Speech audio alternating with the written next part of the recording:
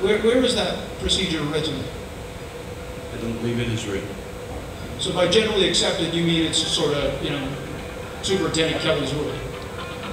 I do not have a rule. There's no rule that exists about seeking board approval? Correct. And have you ever taken any effort to notify any member of the district administration what that person would need to do to seek board approval for a donation? We have discussed it in administrative meetings, and any donation we have discussed will be placed on the board agenda so the board can approve the donation. When were those administrative meetings? The specific meeting where we discussed donations, I cannot recall exactly, but we normally have administrative meetings on a monthly basis. So you believe that you may have discussed this once, sometime, somewhere, at an administrative meeting, correct? I know I did. All right, it was obviously a serious enough issue that you issued a written directive, correct? I did not issue a written directive, as I said. I apologize. The 7th paragraph provides that with reasonable suspicion, a locker which may contain materials that pose a threat to the health, welfare, or safety of the school population may be searched without prior warning. That's what the sentence says that you just read. All right. Can you tell me what procedures you have put in place to clarify when a search may be done without prior notification?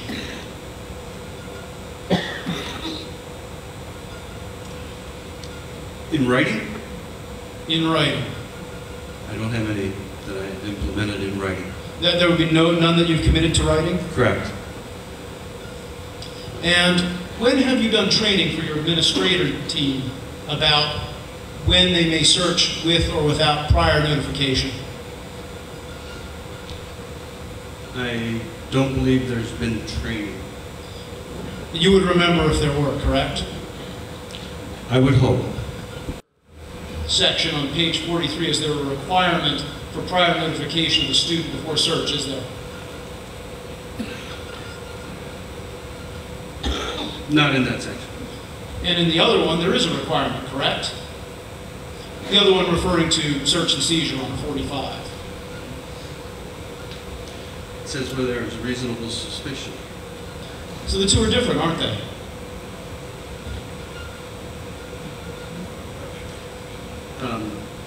The words are different, yes. And does the locker section on page 43 refer anyone to the search and seizure section on page 45? No, it does not. Nor does the search and seizure policy refer anyone to page 43. Thank you for anticipating my question. No problem. So with these different policies, what training have you given your administrators about which one applies when? I already indicated that I did not provide any training to the administrator. All right, so there's no guidance to Principal Jackson about which rule he should use under what circumstances, correct? I believe there is some guidance.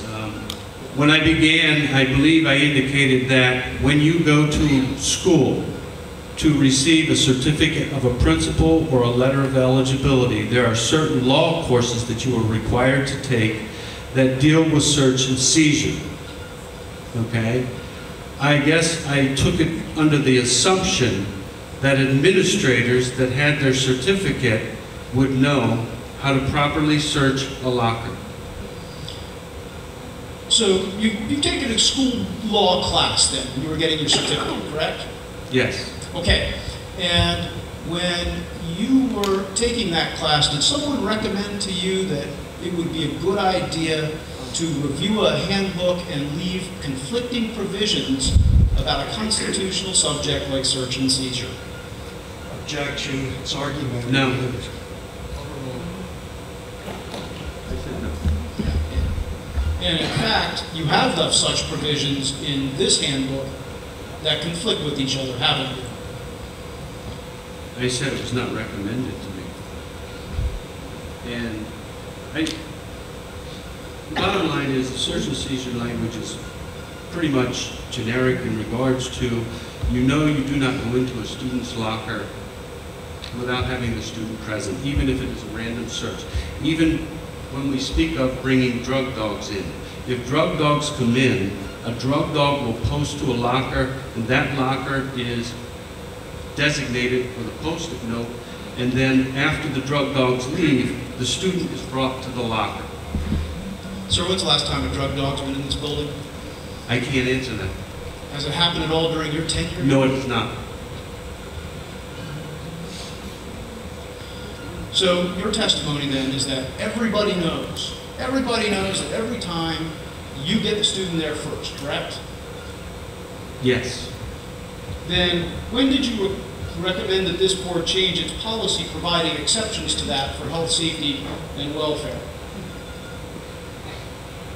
I did not make any such recommendation for health, safety, and welfare, but one knife in a year and a half does not indicate reasonable suspicion that there's a knife in an unopened or an unmarked locker. An unsecured locker. Do you believe, sir, there's not a problem with an unsecured locker? Do I believe there's not a problem with an unsecured locker? No, I don't think there's a problem with an unsecured locker. So it's just fine with you that lockers be unlocked in school?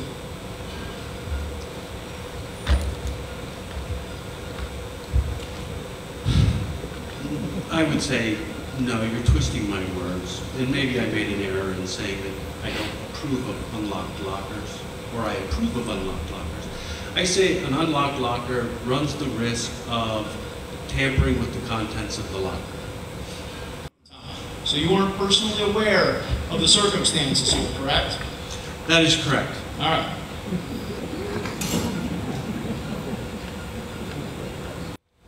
I don't know. You have no idea. Did you write this letter, sir? I did not write the letter. But you signed it, right? Correct. And you signed it without being fully familiar with its terms? I was familiar with the letter. All right, but you don't know which ones constitute immorality, correct? Correct. Do you know which ones constitute intemperance? No. Can you? Do you have any opinion at all about which constitute intemperance? I have no opinion. Do you know what intemperance, what that term means with respect to the public school code? Yes. What does it mean? I believe it is acting inappropriately for a brief period of time. Okay. And which ones constitute willful neglect of duties?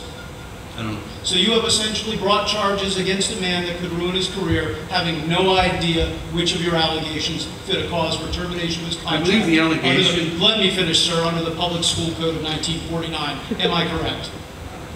No. I'm not?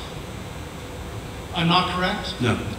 But you just testified you have no idea whether any of these things you have alleged fit those causes for termination, correct?